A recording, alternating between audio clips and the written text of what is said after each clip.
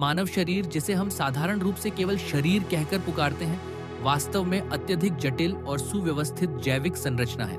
ये शरीर अरबों नहीं खरबों कोशिकाओं का समूह है जो मिलकर हमें सोचने, समझने, चलने, अनुभव करने और जीवित रहने की क्षमता प्रदान करता है। हम अक्सर रोजमर्रा की जिंदगी में अपने शरीर को समझने का प्रयास नहीं करते, लेकिन विज्ञान जब शरीर के अंदर झांकता है तो वह उस मशीन को देखता है जो बिना रुके, बिना थके, दिन रात लगातार कार्य कर रही होती है।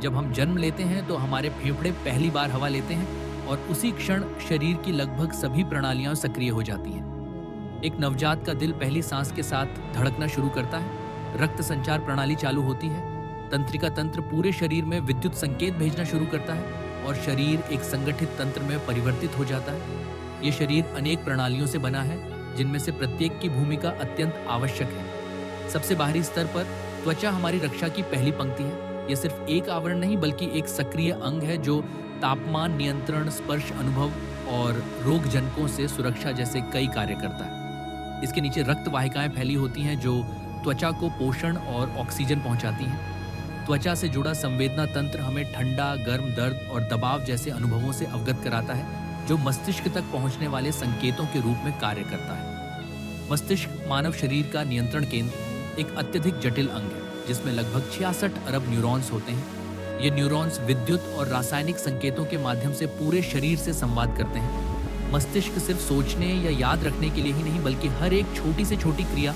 जैसे कि पलकों का झपकना या हाथ का हिलना, को नियंत्रित करता है। यह अंग शरीर की सभी स्वैच्छिक और अवैच्छिक क्रियाओं का केंद्र है। जब हम चलते हैं, दौड़ते हैं या यहाँ तक कि किसी चीज को छूते हैं, ये सब मस्तिष्क के निर्देश पर होता है। ब्रेन स्टेम जैसे भाग सांस, दिल की धड़कन और पाचन जैसे स्वचालित कार्यों को नियंत्रित करते हैं। मस्तिष्क और शरीर के बीच यह संबंध तभी संभव होता है जब संपूर्ण तंत्रिका तंत्र ठीक प्रकार से कार्य करे। यह तंत्रिका तंत्र, जो मस्तिष्क, रीढ़ की हड्डी और नसों से मिलकर बना है, शरीर की संवेदी और मोटर क्रियाओं का समन्वय करता है। यानी अगर आप किसी गर्म चीज को छूते हैं और आपका हाथ तुरंत पीछे हटता है तो यह क्रिया केवल 1 सेकंड के 1000वें हिस्से में पूरी होती है और इसका श्रेय पूरी तरह तंत्रिका तंत्र को जाता है। लेकिन मस्तिष्क को कार्य करने के लिए ऊर्जा चाहिए होती है और यह ऊर्जा आती है रक्त से। अब बात आती है दिल की। हृदय, जो शरीर में रक्त को पंप करने वाला पंप है, ये लगभग हर मिनट 70 बार धड़कता है और एक दिन में लगभग 7500 लीटर रक्त पूरे शरीर में पहुंचाता है। दिल 4 कक्षों में विभाजित होता है, 2 एट्रियम और 2 वेंट्रिकल।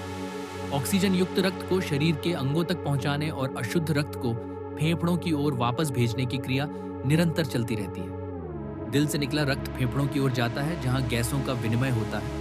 फेफड़े, जो कि हमारे वक्षस्थल में स्थित होते हैं, वायुमार्ग से ऑक्सीजन ग्रहण करते हैं और कार्बन डाइऑक्साइड बाहर निकालते हैं। हर बार जब हम सांस लेते हैं, वायु नालिका से हवा ट्रैकियां, फिर ब्रोंकाई और अंत में अल्वियोली नामक सूक्ष्म थैलियों तक पहुंचती है। यहीं पर ऑक्सीजन रक्त में मिलती है और कार्बन डाइऑक्साइड बाहर निकल जाती है। अब जब शरीर में ऊर्जा और ऑक्सीजन दोनों उपलब्ध हैं, तब सवाल उठता है, भोजन से प्राप्त ऊर्जा कैसे कार्य करती है? इसके लिए पाचन तंत्र जिम्मेदार होता है। जब हम भोजन ग्रहण करते हैं तो वह सबसे पहले मुंह में जाकर लार के एंजाइम्स से मिलने लगता है, जिससे स्टार्च टूटने लगता है। इसके बाद भोजन अन्ननलिका से होते हुए पेट में पहुंचता है, जहां अम्लीय वातावरण और एंजाइम्स प्रोटीन को तोड़ते हैं। फिर यह अर्धतरल भोजन छोटी आंत में जाता है, जहां यकृत से बाइल और अग्न्याशय से एंजाइम्स मिलते हैं और वसा, प्रोटीन, कार्बोहाइड्रेट को छोटे अणुओं में तोड़कर रक्त में अवशोषित कर दिया जाता है। शेष अवशेष बड़ी आंत में जाता है, जहां पानी पुनः अवशोषित होता है और अंततः मल के रूप में बाहर निकलता है। जब शरीर को ऊर्जा और पोषक तत्व मिलते हैं तो वह कार्य करने में सक्षम होता है, लेकिन उसके बाद जो अपशिष्ट पदार्थ बनते हैं उन्हें बाहर निकालना भी आवश्यक होता है। यहीं पर यकृत और गुर्दे, किडनी की भूमिका सामने आती है। यकृत शरीर का सबसे बड़ा आंतरिक अंग है जो रक्त को फिल्टर करता है, विषैले पदार्थों को निष्क्रिय करता है और पित्त का निर्माण करता है। वहीं गुर्दे शरीर से नाइट्रोजन युक्त अपशिष्ट को मूत्र के माध्यम से बाहर निकालते हैं। एक सामान्य व्यक्ति के गुर्दे प्रतिदिन लगभग 180 लीटर रक्त को फिल्टर करते हैं और लगभग 1.5 लीटर मूत्र बनाते हैं। इन सभी कार्यों के लिए कोशिकाओं को न केवल पोषण की आवश्यकता होती है बल्कि नियंत्रण भी। इस नियंत्रण को शरीर में हार्मोन के द्वारा संभव बनाया जाता है। एंडोक्राइन सिस्टम, जिसमें पिट्यूटरी ग्रंथि, थायराइड, एड्रिनल ग्रंथि आदि शामिल हैं, शरीर के विकास, चयापचय, प्रजनन और मूड तक को नियंत्रित करते हैं। हार्मोन रक्त में यात्रा करते हैं और शरीर के विशेष अंगों पर प्रभाव डालते हैं, मानव शरीर की संरचना केवल संरचना तक सीमित नहीं है, उसमें जीवन की निरंतरता और निर्माण की क्षमता भी निहित है। यही कारण है कि प्रजनन तंत्र की भूमिका भी अत्यंत महत्वपूर्ण होती है। पुरुषों में शुक्राणु और महिलाओं में अंडाणु दोनों मिलकर नए जीवन की रचना करते हैं। ये प्रक्रिया केवल जैविक नहीं बल्कि जनसंख्या और समाज के विकास से भी जुड़ी होती है। इतने जटिल तंत्रों के बावजूद शरीर खुद को सुरक्षित भी रखता है। हमारी प्रतिरक्षा प्रणाली शरीर की आंतरिक पुलिस की तरह कार्य करती है। ये सफेद रक्त कोशिकाओं, लिम्फ सिस्टम, एंटीबॉडीज और अन्य रसायनों से मिलकर बनी होती है, जो किसी भी बाहरी वायरस, बैक्टीरिया या संक्रमण से लड़ती है। यही कारण है कि जब हमें जरा सी खरोंच भी आती है, शरीर तुरंत उस जगह पर कोशिकाओं को भेजता है ताकि संक्रमण न फैले। इन तमाम कार्यों के संचालन में नींद, मानसिक स्वास्थ्य और तनाव का बड़ा प्रभाव होता है। मस्तिष्क की कार्य प्रणाली, हार्मोन का संतुलन और प्रतिरक्षा प्रणाली तीनों नींद की गुणवत्ता से प्रभावित होते हैं। अगर शरीर को समय पर पर्याप्त नींद न मिले तो इन तंत्रों में असंतुलन उत्पन्न हो सकता है। और सबसे जरूरी बात यह है कि शरीर हमें कई बार संकेत देता है, जैसे थकान, दर्द या भूख, ताकि हम समय पर उसकी जरूरतों को समझ सकें। इन संकेतों की अनदेखी करना कई बार बड़ी बीमारियों की ओर पहला कदम बन सकता है। हमारा शरीर लगातार परिवर्तनों और चुनौतियों का सामना करता है। हर दिन, हर क्षण लाखों कोशिकाएं मरती हैं और नई पैदा होती हैं। ये निरंतर नवीनीकरण शरीर को जीवंत और सक्रिय बनाए रखता है। लेकिन जैसे जैसे उम्र बढ़ती है, ये प्रक्रिया धीमी हो जाती है और शरीर में क्षरण, डिजेनरेशन शुरू होता है।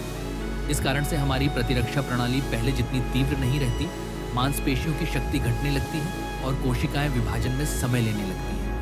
यही कारण है कि स्वास्थ्य बनाए रखने के लिए नियमित देखभाल और जांच आवश्यक होती है। शरीर की रचना ऐसी है कि वह बहुत कुछ खुद बता देता है। जैसे जब हम बीमार पड़ते हैं तो बुखार केवल तापमान नहीं बल्कि शरीर की प्रतिरक्षा प्रणाली का संकेत है कि वह किसी बाहरी कारक से लड़ रही है। इसी तरह लगातार थकावट, बालों का झड़ना, त्वचा का रंग बदलना या बार बार बीमार पड़ना, ये सभी संकेत होते हैं कि शरीर भीतर से संतुलन खो रहा है। मानव शरीर की एक और अद्भुत विशेषता है उसका तंत्रिका जैविक संवाद, न्यूरोकेमिकल कम्युनिकेशन। मस्तिष्क में उत्पन्न होने वाले रसायन जैसे सेरोटोनिन, डोपामिन, एंडोर्फिन न केवल मूड को प्रभावित करते हैं बल्कि हमारी सोच, निर्णय और यहाँ तक कि रोग से लड़ने की क्षमता को भी प्रभावित करते हैं। मानसिक स्वास्थ्य का शारीरिक स्वास्थ्य से सीधा संबंध है।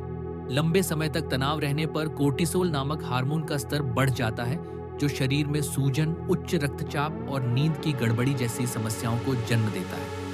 मानव शरीर में हर तंत्र एक दूसरे से गहराई से जुड़ा है। यदि पाचन तंत्र कमजोर हो जाए तो शरीर को पर्याप्त पोषक तत्व नहीं मिलेंगे, जिससे प्रतिरक्षा प्रणाली प्रभावित होगी। यदि तंत्रिका तंत्र में कोई समस्या आए तो मांसपेशियां प्रतिक्रिया नहीं दे पाएंगी। यदि रक्त संचार धीमा हो जाए तो मस्तिष्क तक ऑक्सीजन की आपूर्ति कम हो जाएगी। यानी शरीर किसी एक हिस्से की समस्या को अकेले नहीं झेलता, उसका प्रभाव पूरे सिस्टम पर पड़ता है।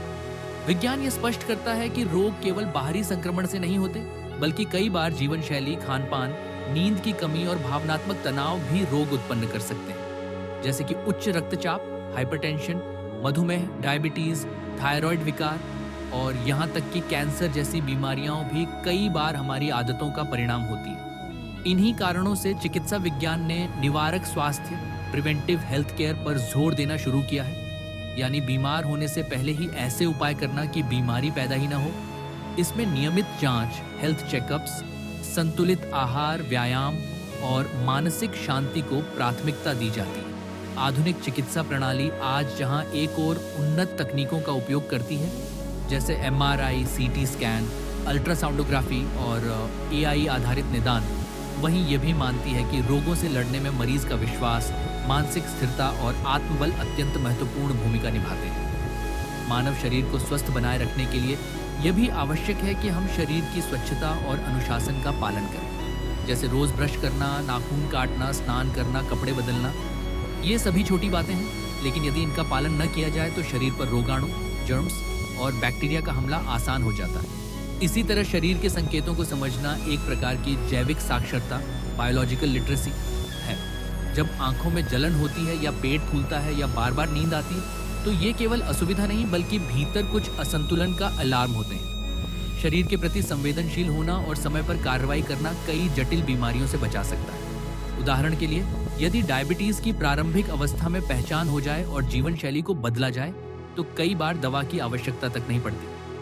कैंसर जैसी बीमारी भी अगर शुरू में पकड़ी जाए तो उसका इलाज बहुत हद तक संभव हो सकता है। इसलिए एक समझदार मनुष्य वही है जो अपने शरीर की भाषा को समझे, जो उसके भीतर चल रहे संवाद को सुने, जो ये जान पाए कि कब आराम चाहिए, कब पोषण, कब चिकित्सा और कब केवल स्नेह।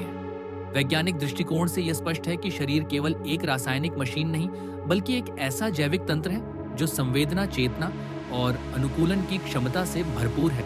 शरीर से प्रेम करना केवल आत्ममुग्धता नहीं, बल्कि विज्ञान सम्मत बुद्धिमत्ता है। जब आप अपने शरीर को समझते हैं, उसकी जरूरतों को पहचानते हैं और नियमित देखभाल करते हैं, तो आप न केवल बीमारियों से बचते हैं, बल्कि अपने जीवन की गुणवत्ता, क्वालिटी ऑफ लाइफ को भी बेहतर बनाते हैं।